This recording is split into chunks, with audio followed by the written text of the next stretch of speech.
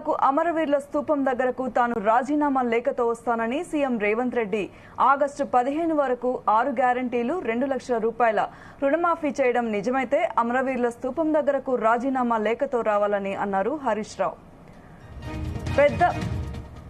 పెద్ద మనుషుల చేతిలో ఇద్దరం రాజీనామాలు పెడదామని అందుకు సిద్ధమా అని సవాల్ విసిరారు హరీష్ రావు.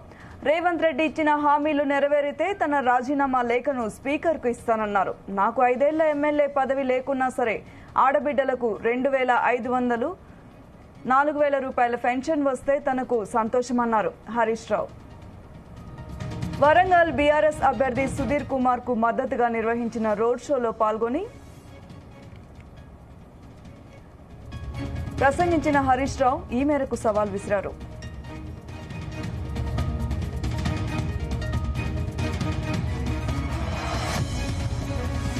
వివరాలు మా ప్రతినిధి శ్రీచరణ్ అందిస్తారు. శ్రీచరణ్ చెప్పండి.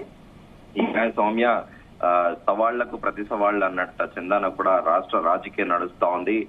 ముఖ్యంగా ముఖ్యమంత్రి రేవంత్ రెడ్డికి అలాగే మాజీ మంత్రి హరీష్ రావు మధ్య కూడా సవాళ్ల పర్వం నడుస్తా ఉంది. ప్రస్తుతము నిన్న ఒక బహిరంగ వేదికలో ఒక ర్యాలీలో రోడ్ షోలో నిర్వహించిన హరీష్ రావు సంచలన వ్యాఖ్యలు చేశారు.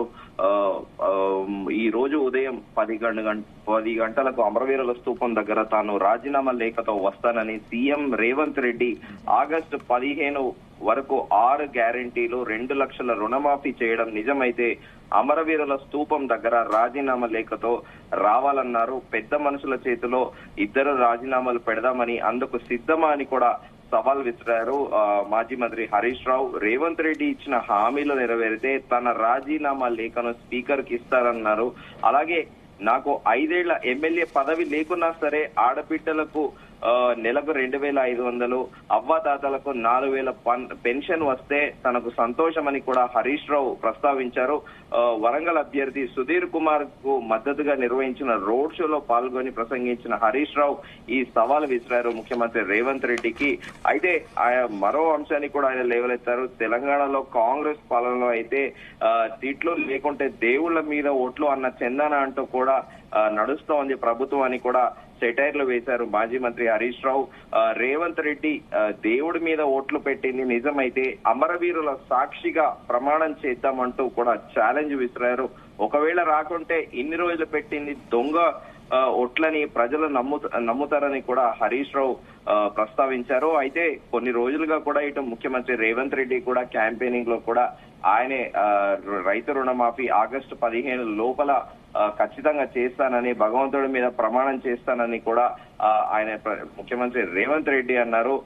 అయితే దానికి కౌంటర్ గా కూడా సెటరికల్ గా హరీష్ రావు కూడా ప్రస్తుతం ట్రెండ్ కాంగ్రెస్ పాలనలో తెలంగాణలో అయితే దేవుళ్ల మీద ఓట్లు లేకపోతే అపోజిషన్ పైన తిట్లు అన్న చందన కూడా ప్రభుత్వ వ్యవహార శైలి ఉందని కూడా ఆయన హరీష్ రావు సెటరికల్ గా వేశారు. అయితే పార్లమెంట్ ఎన్నికల్లో తెలంగాణ ప్రజలు కాంగ్రెస్ కి మంచి గుణపాఠం కూడా చెప్తారని హరీష్ రావు వ్యాఖ్యానించారు.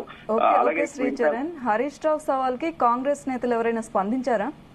ప్రస్తుతానికి హరీష్ రావు విసిరిన సవాల్కి కాంగ్రెస్ నేతలు ఎవరు కూడా ప్రస్తుతానికి రెస్పాండ్ అవ్వట్లేదు. మేబీ ఈ రోజు 10 AM కి హరీష్ రావు గన్ పార్క్ దగ్గర అమరవీరుల స్తూపం దగ్గర ఉన్న గన్ పార్క్ దగ్గరకు వస్తాను అని కూడా ఆయన రాజీనామా లేఖతో వస్తారని కూడా సవాల్ అయితే విసిరారు. ప్రస్తుతానికి అయితే గాంధీ భవన్ నుండి కాదు కదా, ఇటు మంత్రులు ముఖ్యమంత్రి తరఫున కూడా ఎలాంటి స్టేట్మెంట్ అయితే రాలేదు ఇప్పటి వరకు. అయితే ఎలాంటి స్పందన కూడా లేదు అని చెప్పుకోవాలి మనము Soumya. Okay Sricharan, thank you.